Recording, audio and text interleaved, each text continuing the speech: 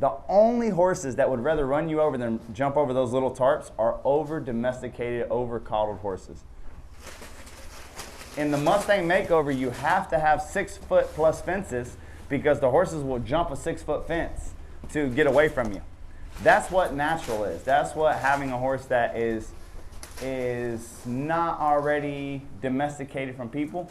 If they've been raised and bottle fed or cookied up their whole life and told that there's nothing to worry about their whole life growing up, well, then those horses will get to that tarp that's 1 foot wide and a few millimeters thick and would rather run you over than to cross over it. That tells you so much about the horse. That's why preschool is so important.